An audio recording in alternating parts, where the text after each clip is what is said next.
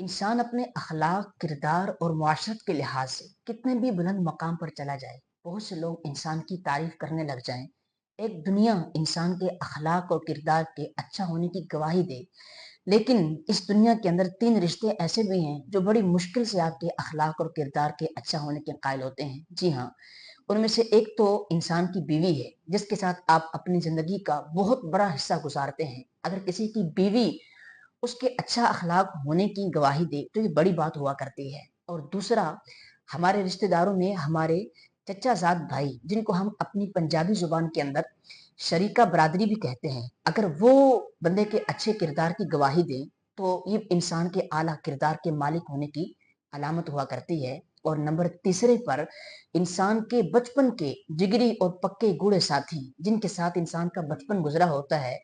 और कच्ची उम्र होने की वजह से इंसान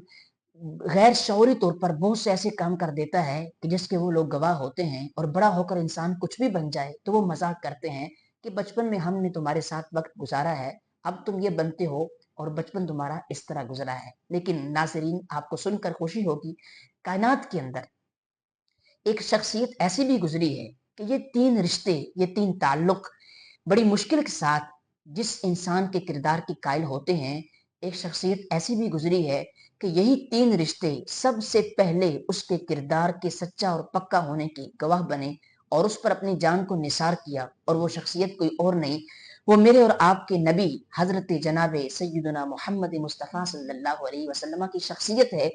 कि जब आपने इस्लाम का परचम बुलंद किया और अपनी नबूवत का ऐलान किया तो आप जानते हैं कि आप पर औरतों में सबसे पहले ईमान लाने वालों में से आपकी ज़ौजाए मुतहरा खातून अव्वल हजरत जनाब सय्यदा खतीरतुल कुबरा का नाम आता है। और आप पर ईमान लाने वाले मर्दों में आपके बचपन के जिगरी और बूढ़े और पक्के साथी और आपके दोस्त जनाब हजरत अबू बकर as-सिद्दीक का नाम आता है। और बच्चों में से आपके चचाजाद भाई जनाब मौला कायनात हजरत अली मुर्तजा रदी अल्लाह ताला अन्हु का नाम आता है। वो रिश्ते जो बड़ी मुश्किल से किसी के किरदार के कायल होते हैं। नबी करीम अलैहिस्सलाम की सीरत, आपका चमकता हुआ किरदार और खूबसूरत मुआशरत और लोगों के साथ अंदाजे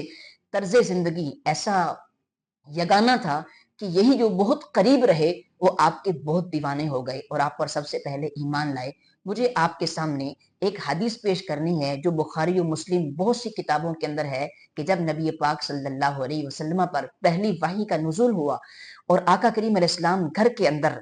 तशरीफ लाए और आपने अपने बदन के ऊपर कुछ कपकपाहट के आसार थे, आपने जनाब सैयदा खदीरतुल कुबरा से कहा ज़म्मिलूनी, कि मुझे कपड़ा उड़ा दीजिए और मैं अपनी जान का खतरा महसूस करता हूँ, कि पहली वही थी और उसके कुछ असरात आपके दिल पर नमूदार हुए। तो जनाब सैयदा खतीरतुल कुबरा जो आपकी बीवी हैं, उन्होंने आपके अखलाक की कैसी गवाही दी और आपको उस वक्त में कैसी ढारस बंधाई। हदीस के अंदर आता है जनाब सैयदा खतीरतुल कुबरा ने नबी पाक इस्लाम से अर्ज की, या रसूल अल्लाह सल्लल्लाहु अलैहि वसल्लम, आप परेशान ना हो, कल्ला वल्लाही ला युखज़ीकल्लाहु अबदा, मुझे अल्लाह की कसम है आपका रब आपको कभी भी रुसवा नहीं करेगा, आपको तनहा नहीं छोड़ेगा। वजह क्या है, आगे वो लिखती हैं, वो फरमाती हैं, इन्नका लतसिलुर रहीम, इसकी वजह ये है कि आप अपने रिश्तेदारों के साथ अच्छा सलूक करते हैं। आप जानते हैं फतह मक्का के दिन आपके वो रिश्तेदार जिन्होंने आपको मक्की जिंदगी के अंदर बहुत दुखों से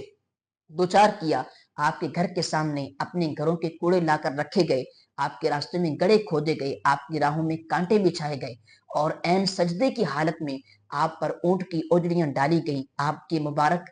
बदन को कपड़ों के साथ कस के अजियत दी गई और न जाने क्या क्या किया गया। लेकिन जब फतह मक्का का दिन आया और आपके सारे रिश्तेदार आपके सामने मौजूद हैं और वो समझते हैं कि अब ये हमें कत्ल कर देंगे, तो नबी पाक अलैहिस्सलाम ने फरमाया कि आज मैं तुमसे वही कहता हूँ जो हजरत यूसुफ अलैहिस्सलाम ने अपने भाइयों से कहा था कि ला तसरीबा अलैकुमुल यौम यगफिरुल्लाहु लकुम व हुवा अरहमुर राहिमीन, आज के दिन तुम पर कोई मुआवजा नहीं, अल्लाह तुम्हें बख्श दे, अल्लाह सबसे बढ़कर रहम करने वाला है। और आपने सबको माफ कर दिया, जान की दुश्मनों को माफ कर दिया। यह है रसूल करीम का सिला रहमी करने का अंदाज। एक हम है कि हमने अपना वतीरा और तरीका बनाया है कि अगर कोई अच्छा करेगा तो हम अच्छा करेंगे। जनाब, ये حسن اخلاق نہیں ہے، یہ صلہ رحمی نہیں ہے، یہ تو عدلے کا بدلہ ہے کہ کوئی کرے گا تو ہم کریں گے۔ ہمیں حدیث میں اس سے منع کیا گیا ہے، بلکہ ہمیں حدیث میں یہ تعلیم دی گئی ہے کہ واعف عمن ظلمک، جو تم پر ظلم کرے تم اس کو بھی معاف کرو، اور سل من قطعک، جو تم سے تعلق توڑتا ہے تم اس سے بھی تعلق کو جوڑو۔ یہ ہے ہمارے آقا کریم صلی اللہ علیہ وسلم کی تعلیمات۔ آگے سیدہ کہتی ہیں آپ رشتہ داروں سے اچھا سلوک کرنے والے ہیں،